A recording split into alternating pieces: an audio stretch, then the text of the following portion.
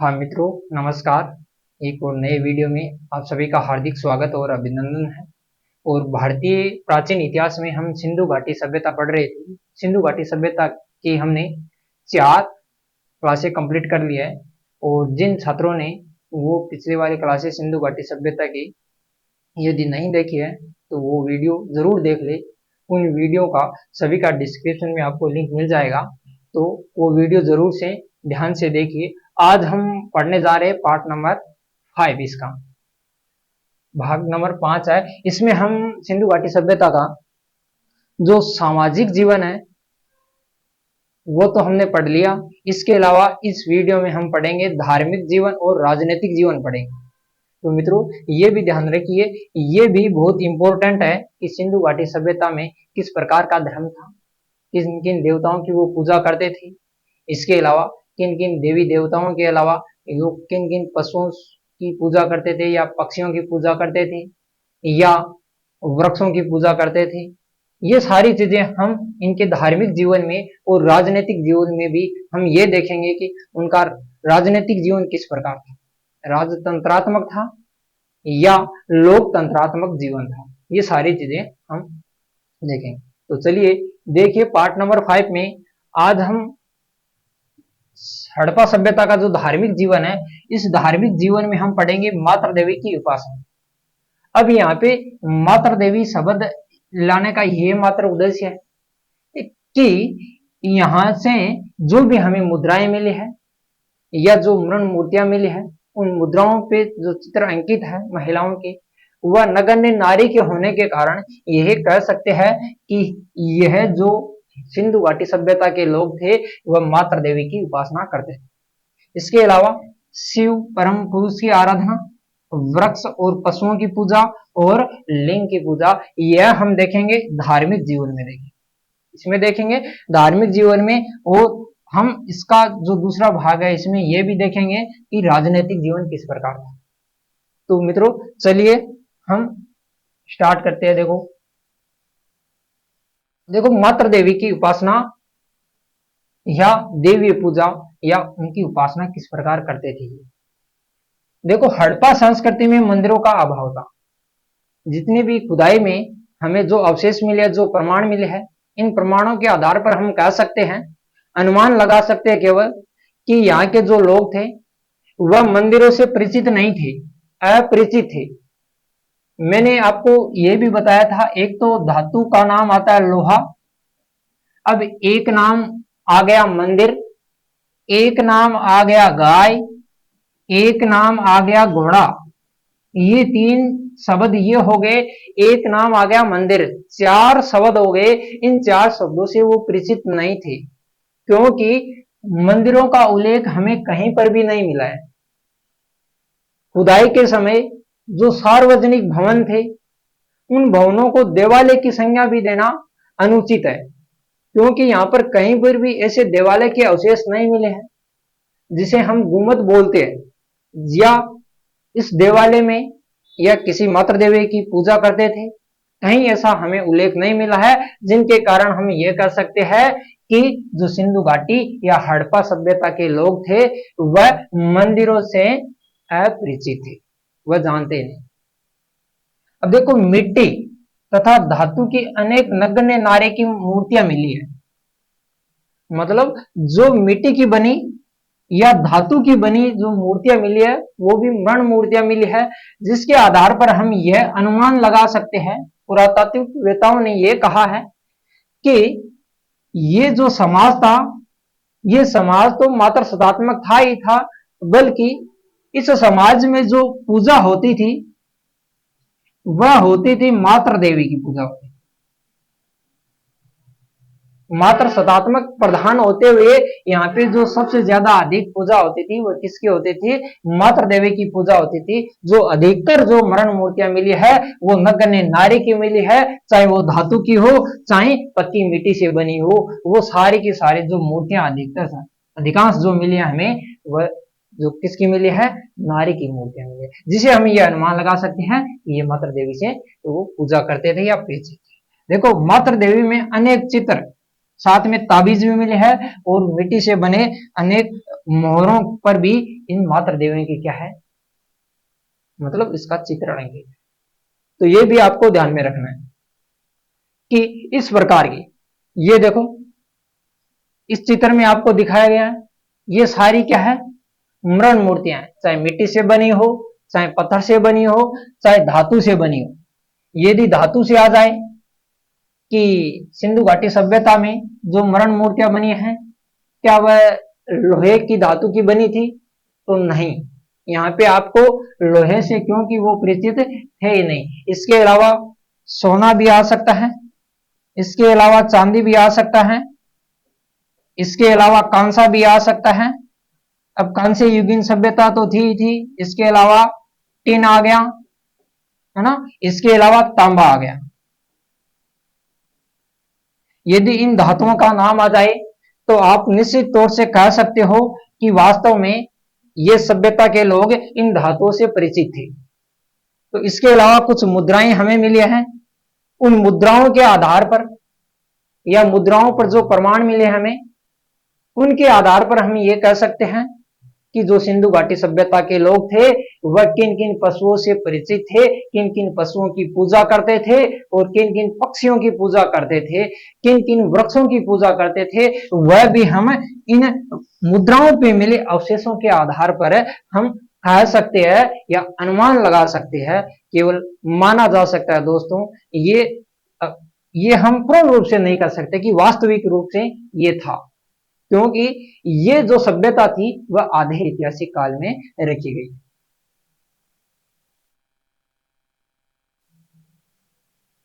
अब आगे देखिए मित्रों, प्रोफेसर आर एस त्रिपाठी की मान्यता है कि पूजा के क्षेत्र में सर्वाधिक प्रतिष्ठा मातृ शक्ति की थी। इसके अनुसार, त्रिपाठी इतिहासकार है, इसके अनुसार यह कहा गया है कि जो ये सभ्यता है हड़प्पा सभ्यता, ये हड़प्पा सभ्यता के लोग सबसे ज्यादा किसकी पूजा करते थे? मातृ शक्ति की पूजा करते थे।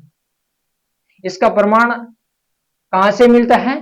कि जो मातृ देवी की नगण्य मूर्तियां मिली है, उनके आधार पर यह अनुमान लगाया गया, इतिहासकार के द्वारा यह कहा गया कि ये जो लोग थे ये मातृ शक्ति की आराधना करते थे या पूजा करते थे, जिसकी आराधना प्राचीन काल से ईरान से लेकर इंडियन सागर तक सारे देश में होती थी। आज के नहीं, जो ईरान की सभ्यता है, जो मेसोपोटामिया की सभ्यता है, जो ओमान की सभ्यता है, उन सभी सभ्यताओं में भी यहाँ के हड़प्पा कालीन अवशेष मिले हैं, जिनके कारण इस त्रिपाठी ने यह कहा कि ये जो लोग थे यहाँ के मातृ शक्ति की पूजा करते थे। मातृ देवी सृष्टि की उत्पत्ति और वनस्पति के फैलाव में देवी का योगदान स्वीकार किया गया। अब देखो, यह भी बहुत अच्छी बात है कि मातृ देवी को क्या माना गया है? सृष्टि की उत्पत्ति का आधार माना गया है। आज भी देखिए, जिस देवी और देवताओं की हम अधिक पूजा करते हैं, तो उन देवी और देवताओं की हमें मूर्तियां होती है, प्रतिमा होती है, वह सबसे ज्यादा मिलती है। तो यहां पे मिलने का भी यह उद्देश्य है, यह अनुमान लगा सकते हैं, यह मान सकते हैं कि वास्तव में जो मातृ देवी थी वह सृष्टि की उत्पत्ति का कारण हो सकता है। देखो, मातृ देवी को पसंद करने के लिए बलि प्रथा का प्रचलन था। यह अवशेष हमें कहां से मिला है मित्रों? ये ध्यान रखिए, जो राजस्थान में एक हड़प्पा कालीन स्थल है कालीबंगा, कालीबंगा से अग्नि वेदिकाएं मिली है 7। इन अग्नि वेदिकाओं के पास में यूप होते थे। यूप का मतलब है पशुओं को बांधने के लिए क्या बने हुए थे? खंबे बने हुए थे, स्तंभ बने हुए थे। कुछ अग्नि वेदिकाओं में हमें क्या मिला है?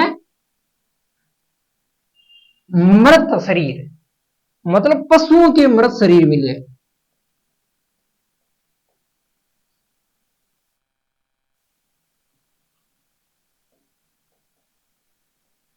या इसकी मृण मूर्तियां या इसकी हड्डियां मिली है पशुओं की। तो इसके आधार पर यह अनुमान हम लगा सकते हैं कि जो कालीबंगा के लोग थे वह क्या करते थे भाई, देवताओं को पसंद करने के लिए क्या करते थे भाई, बलि भी देते थे। यहां पे बलि प्रथा आ गई। और सती प्रथा का उल्लेख कहां से मिलता है, यह भी एक मात्र देवी है। मतलब सती प्रथा का उल्लेख है लोथल से मिलता है। कहां से मिलता है मित्रों, लोथल। लोथल कहां पे पड़ता है, गुजरात में पड़ता है। कहां पे है, वर्तमान में जो लोथल स्थल है हड़पा, वह गुजरात में पड़ता है। और गुजरात से ही किसका उल्लेख मिलता है, सती प्रथा का उल्लेख मिलता है। कि सती प्रथा का उल्लेख इस प्रकार है कि एक समाधि में युगल समाधान मिले है। क्या मिले मित्रों, युगल समाधान। युगल समाधान का यह उद्देश्य है कि पुरुष और स्त्री को एक साथ में दफनाया गया था, जिसे यह अनुमान लगाया गया पुरातात्विक ने या इतिहासकारों ने कि यहां के लोग सती प्रथा से प्रचलित थे, सती प्रथा से प्रचलित थे। यह भी आज के टाइम में ये देखें तो सती भी एक क्या होती है, देव्य रूप में हम पूजते हैं सती को। अब देखो इसके अलावा पूजा, आराधना, नृत्य, संगीत, बलि देकर मतलब देवियों की क्या करते थे, पूजा करते थे। और मंदिरों के अवशेष नहीं मिले हैं, ये हमें ध्यान में रखना है। कहीं पर भी हमने नगर नियोजन पढ़ लिया, हमने वास्तुकला पढ़ ली और भवन निर्माण पढ़ लिए, चाहे वह सार्वजनिक भवन हो, चाहे आवासीय भवन हो, चाहे दुर्ग हो, अभी तक कहीं पर भी खुदाई में ऐसे अवशेष नहीं मिले हैं जिसे हम क्या बोल सकते हैं, मंदिर बोल सकते हैं या जिसे हम देवालय बोल सकते हैं। कहीं पर भी ऐसे अवशेष नहीं मिले। ये देखो इस प्रकार की क्या मिलती थी, मृण मूर्तियां मिलती थी, नगण्य देवी। तो ये जो परिवार था सिंधु घाटी सभ्यता का, वो मात्र सतात्मक था और सबसे ज्यादा पूजा भी होती थी। वह किसकी करते थे, मात्र देवी की पूजा करते थे। देखो एक है शिव की उपासना। अब शिव की उपासना का साक्ष्य कहां से मिला है, तो मित्रों ये देखिए उत्खनन में अर्नेस्ट मेके को एक ऐसी मुद्रा मिली है जिस पर पुरुष के चित्र में सिर के दोनों ओर सींग है। क्या मिला है, दोनों ओर सींग है। देखो एक ऐसी मुद्राएं मिली है, किसको, अर्नेस्ट मेके को खुदाई के समय। यह मुद्रा आपके सामने इसका चित्र दिखाया गया है। इस मुद्रा के जो शीश है, इस शीश के ऊपर क्या है, दोनों ओर सींग है। दूसरी इसकी विशेषता क्या है, योगी के 3 मुख बनाए गए हैं। कितने मुख बनाए गए हैं, 3 मुख बनाए गए हैं। और सात वह गंभीर मुद्रा में है, मतलब शांत व गंभीर मुद्रा में बैठा है एक योगी।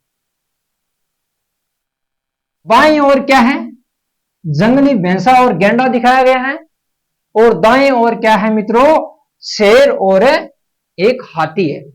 और सामने क्या है, पैरों के नीचे 2 हिरण बैठे हैं। ये एक योगी की मुद्रा है। अब देखो ध्यान मगन योगी के सिर के ऊपर है 5 शब्द लिखे हुए हैं। इसका मतलब ये भी हम कह सकते हैं कि वह लिखना और पढ़ना भी जानते थे। हमने लिपि में पढ़ा है, इसका जो पार्ट नंबर 1 है, हमने पार्ट नंबर 1 में लिपि के बारे में जानकारी ली है कि वह किस प्रकार की लिपि जानते थे। अभी तक हम पढ़ नहीं पाए। देखो परम पुरुष के रूप में पशुपति शिव की आराधना। अब देखो इस मुद्रा के बारे में जॉन मोर्सल ने यह कहा, यहां पे लिखा नहीं है, जॉन मोर्सल जो महानिदेशक थे,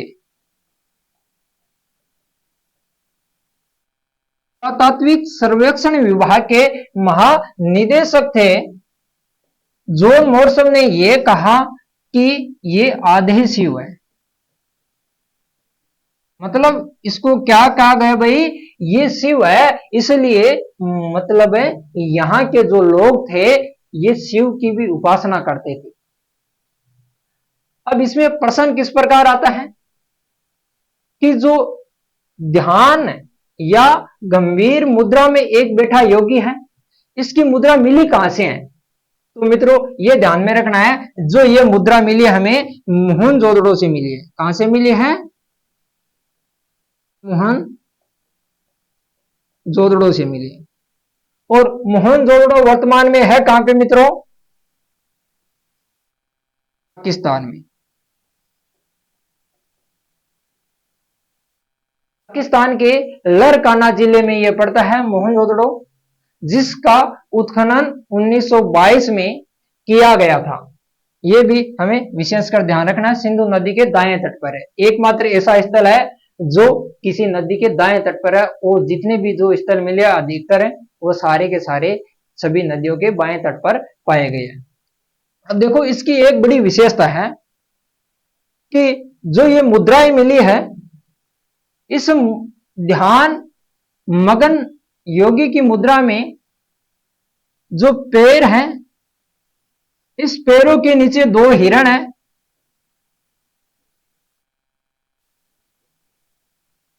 और एक आसन पर बैठा है। इसके दाएं ओर दो पशु अंकित हैं, जिसका नाम है, एक तो दाएं ओर शेर है और एक दाएं ओर क्या है? हाथी है। हाथी व शेर। और बाएं ओर कौन सा है? भैंसा और गेंडा।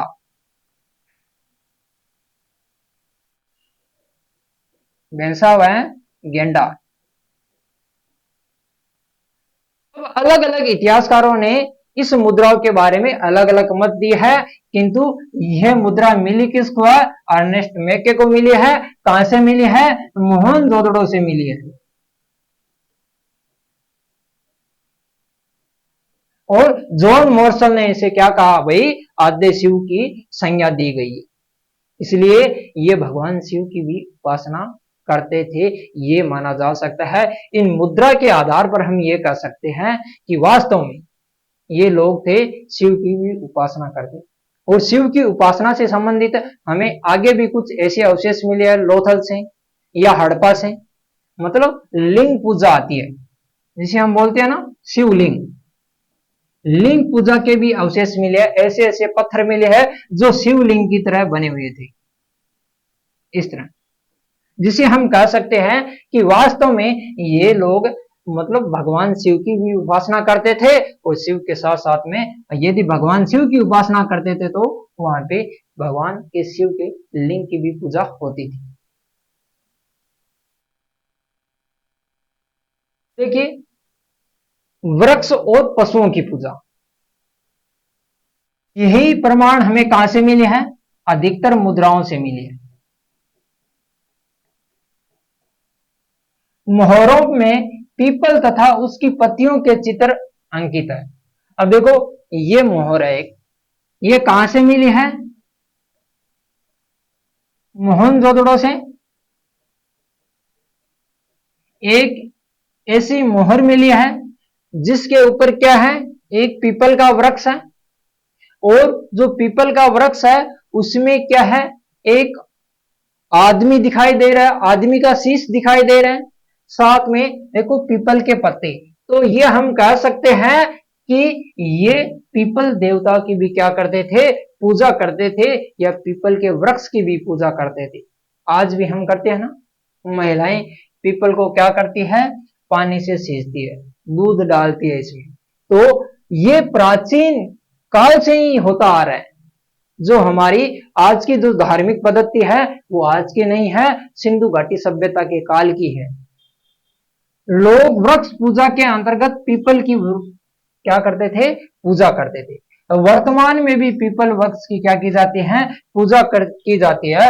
अनेक मोहरों पर सांड व बेल के चित्र अंकित है। और बेल में से आपको ध्यान में रखना है, एक श्रृंगी बेल, एक श्रृंगी पशु मिला है, एक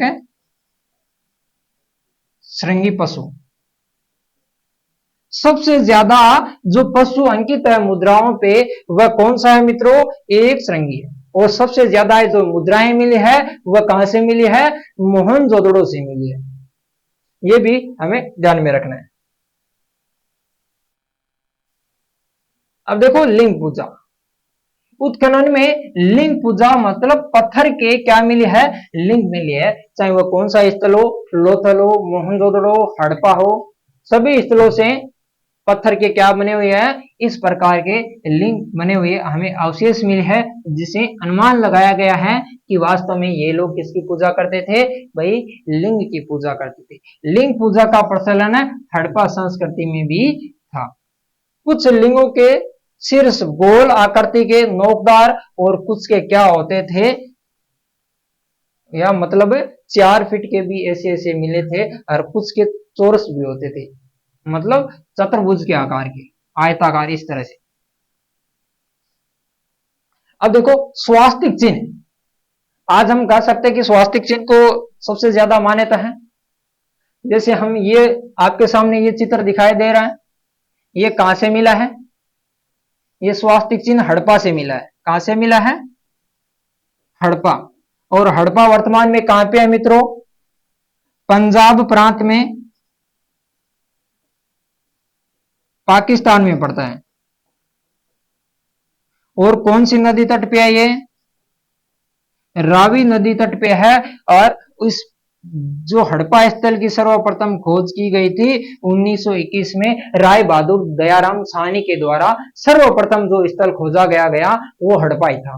और हड़प्पा से हमें क्या मिला है? स्वास्तिक चिन्ह के अवशेष मिले हैं, जिसे यह कह सकते थे कि वास्तव में ये पूजा पाठ करते थे तो इस प्रकार के वास्तविक चिन्हों का क्या करते थे? वह प्रयोग में लेते थे। मतलब वास्तविक चिन्ह में देखो एक क्रॉस का और प्लस प्लस के निशान भी इस प्रकार से हमें स्वास्तिक चिन्ह के मिले। तो देखो इसकी धार्मिक जीवन में हमने लिंग पूजा देख ली, इसकी शिव की उपासना और मातृ देवी की भी पूजा हमने देख ली। देखिए इनका धार्मिक जीवन तो हमने पढ़ लिया, और हम पढ़ेंगे राजनीतिक जीवन। राजनीतिक जीवन में कोई खास इतना मिला नहीं है, किंतु कुछ इतिहासकारों ने यह कहा है कि जो इनका राजनीतिक जीवन था वह लोकतांत्रिक था। और कुछ इतिहासकार ये कह रहे हैं कि जो इनका जो राजनीतिक जीवन था वह राजतंत्रात्मक के अलावा लोकतांत्रिक या राजतंत्र बताते दोनों ही जा रहे हैं। अब देखो जो हड़प्पा काल का जो सभ्यता का जो राजनीतिक जीवन है, इतिहासकार हंटर की मान्यता है कि मोहनजोदड़ो में शासन व्यवस्था लोकतंत्रात्मक थी और वह राजतंत्रात्मक नहीं थी। इसका मतलब है राजा नहीं थे। किसके अनुसार? हंटर के अनुसार। इतिहासकार मार्टिमर व्हीलर की मान्यता है कि मोहनजोदड़ो का शासन व्यवस्था, जो मोहनजोदड़ो की शासन व्यवस्था थी वह किस प्रकार की थी? भाई धर्म गुरु के हाथों में। यह मान्यता क्यों दी? जो एक मुद्राएं मिली है अर्नेस्ट मैके के द्वारा खोजी गई जो मुद्रा थी, जिसके ऊपर एक योगी की प्रतिमा है, हमने उसके धार्मिक जीवन में शिव की उपासना में हमने पढ़ा था।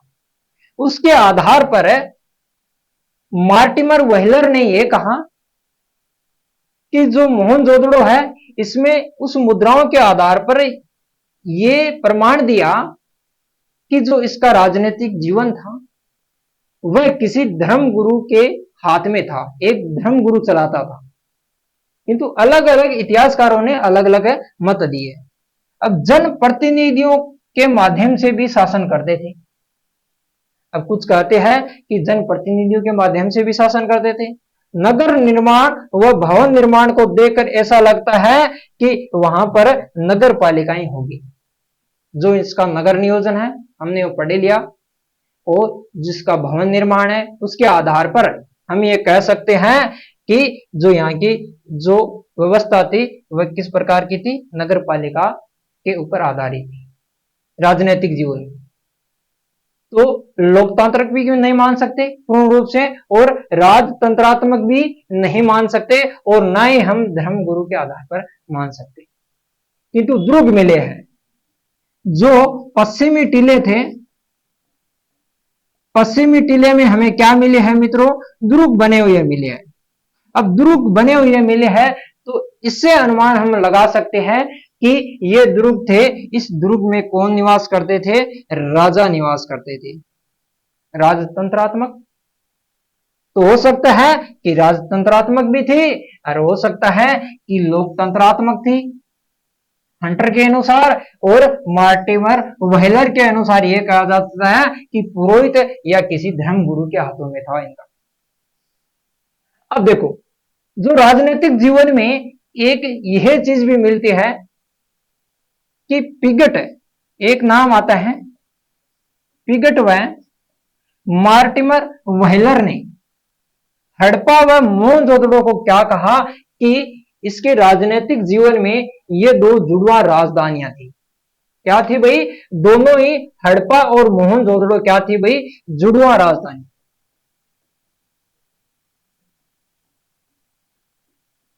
ये किसने कहा था? पिगट व मार्टिमर व्हीलर ने। ये हमें ध्यान में रखना है, ये प्रश्न बहुत बार पूछा गया। ये था हड़प्पा सभ्यता का राजनीतिक जीवन। राजनीतिक जीवन में कोई ऐसा विशेष है नहीं। राजनीतिक जीवन में अलग अलग इतिहासकारों ने अलग अलग मत दी है, जिसके आधार पर कुछ राजतंत्रात्मक है, कुछ लोकतंत्रात्मक है, इसके अलावा पुरोहित और धर्मगुरु। ये हमने इस क्लास में क्या पढ़ लिया? इनका राजनीतिक जीवन है और धार्मिक जीवन है पढ़ लिया। एक बार इस क्लास को दोहरा लेते हैं।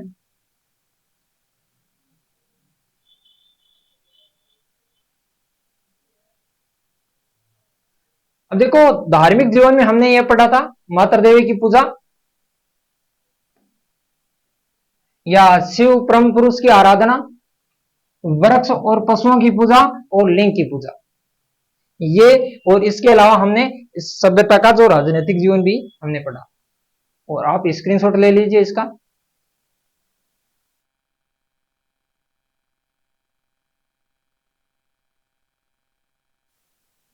देखो, मातृ देवी की पूजा में हमने ये पढ़ा कि सिंधुवासी थे वह किस प्रकार की, किस देवी देवताओं की पूजा करते थे? वह अधिकतर मातृ देवी की पूजा करते थे।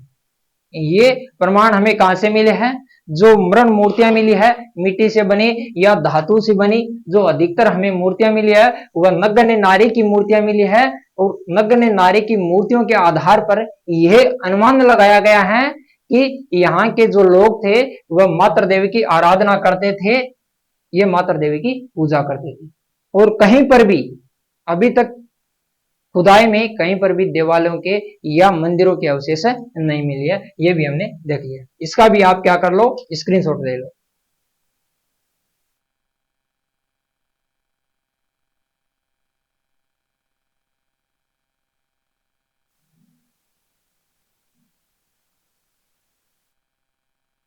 ये चीजें हमने पढ़ी ली कि त्रिपाठी की मान्यता है कि पूजा के क्षेत्र में सर्वाधिक प्रतिष्ठा किसकी की जाती थी? मातृ शक्ति की पूजा की जाती थी। और प्राचीन काल में यह अनुमान कहां से लिया गया है? ईरान की सभ्यता से, मेसोपोटामिया की सभ्यता से और ओमान की सभ्यता से यह अवशेष मिलने के कारण हमें यह पता लगाया गया, यह अनुमान लगाया गया कि यह जो लोग थे वह किसकी पूजा करते थे? मातृ देवी की पूजा करते थे। तो मातृ देवी सृष्टि की उत्पत्ति या वनस्पति के फैलाव की देवी का योगदान को क्या भाई स्वीकार किया गया है? केवल स्वीकार ही किया गया है, केवल माना गया है, किंतु ये पूर्ण रूप से हम नहीं कह सकते कि वास्तव में मातृ देवी की पूजा करते थे। इसका भी स्क्रीनशॉट ले लीजिए।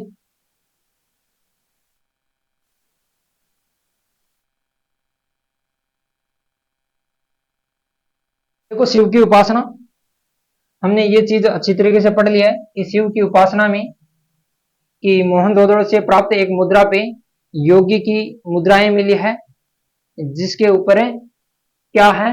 योगी बैठा है और योगी एक आसन पे बैठा है, आसन बना हुआ है और आसन के ठीक नीचे क्या है? दो हिरण है। और योगी के दाएं ओर क्या है भाई? एक हाथी और बाघ मतलब शेर है। ये भी ध्यान में रखना है। एक शेर की आकृति है और किसकी आकृति है?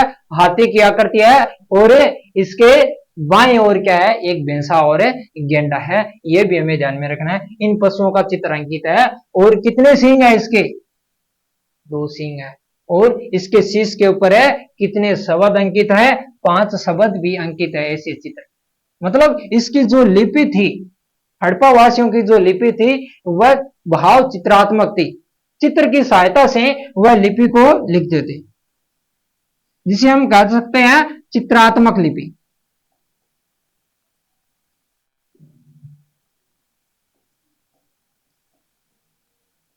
चित्रात्मक लिपि। तो अपने भावों को व्यक्त करने के लिए वह किस प्रकार की लिपि लिखते थे, चित्रात्मक, मतलब लोगों को चित्रों की सहायता से दर्शाते थे। अभी तक इसकी लिपि को पढ़ा नहीं गया है, हम कह सकते हैं कि वो चित्रों की सहायता से एक दूसरे से या आदान प्रदान या भाषाओं का या अपने लेखों का आदान प्रदान करते थे। अब देखो, बाएं ओर जंगली भैंसा और गेंडा है और दाएं ओर शेर और हाथी है। और ध्यान मगन योगी के शीश पर क्या है, 5 शब्द ऐसे लिखे हुए हैं, परम पुरुष के रूप में पशुपति शिव की आराधना। और जॉन मोर्सल ने इसे क्या कहा भाई, आद्य शिव कहा गया। इसका भी आप स्क्रीनशॉट ले लीजिए।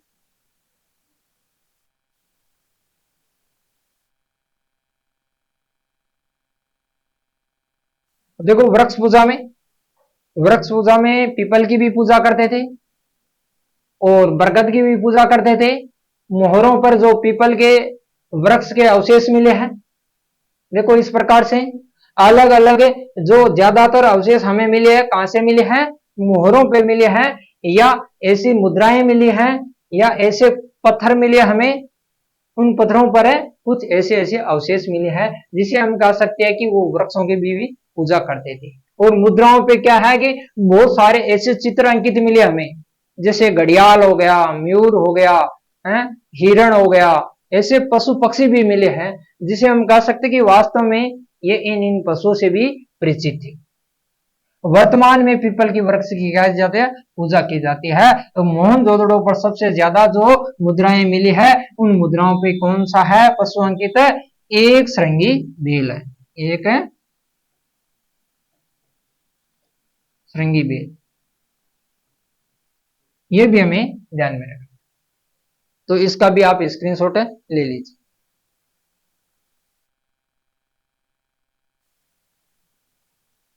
लिंग पूजा के अवशेष भी बहुत सारे मिले हैं, ऐसे ऐसे पत्थर मिले हैं जो शिवलिंग की तरह दिखते थे, जिसे हम अनुमान लगा सकते हैं कि वास्तव में ये सिंधु घाटी सभ्यता के लोग थे। वह किसकी पूजा करते थे, वही लिंग पूजा करते थे, भगवान शिव के लिंग की भी ये पूजा करते थे। इसके अलावा स्वास्तिक चिन्ह में देखो एक क्रॉस का चिन्ह या प्लस का निशान वाले इस प्रकार से, जिसे हम आजकल क्या बोलते हैं, यही तो होता है स्वास्तिक चिन्ह, इस तरह से बना हुआ। ऐसे स्वास्तिक चिन्ह के अवशेष कहां से मिले हैं मित्रों, हड़प्पा से मिले हैं। कहां से मिले हैं, हड़प्पा से। यह भी हमें ध्यान में रखना है, स्क्रीनशॉट ले लीजिए फटाफट।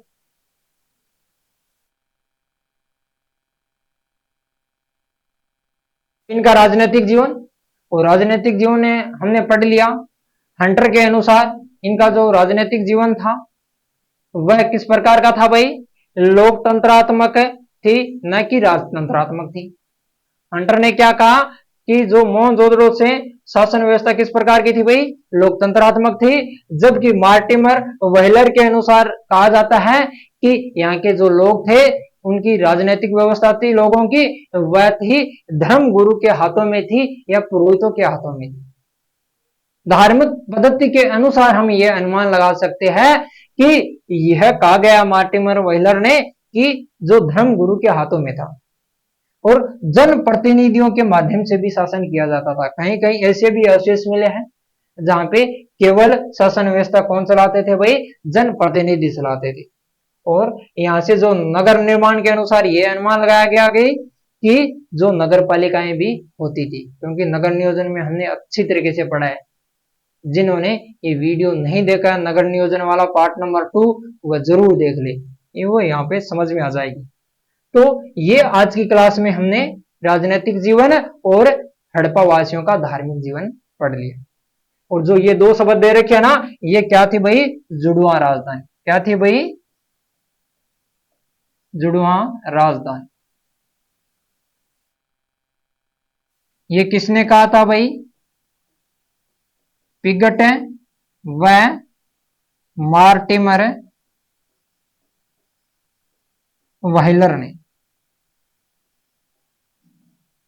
ये कहा था कि जो हड़प्पा और मोहनजोदड़ो है वह क्या है भाई, राजनीतिक जीवन में इन दोनों की, हड़प्पा या सिंध वासियों की क्या थी भाई, जुड़वा राजधानी थी। और तीसरी राजधानी किसको बताया गया है? लोथल। किसको बताया गया है? ये लोथल को। ये भी इंपॉर्टेंट है। जो हड़प्पा वासियों की जो तीसरी राजधानी थी वह कौन सी थी मित्रों? लोथल थी। और हड़प्पा और मोहनजोदड़ो दोनों थी जुड़वा राजधानी बताया गया। तो इस वीडियो में हमने ये देख लिया कि धार्मिक जीवन और राजनीतिक जीवन।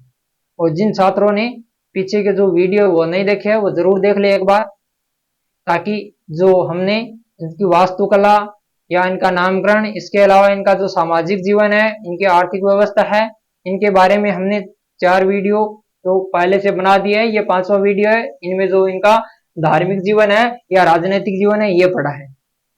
तो आज की क्लास यहाँ पे समाप्त करते हैं।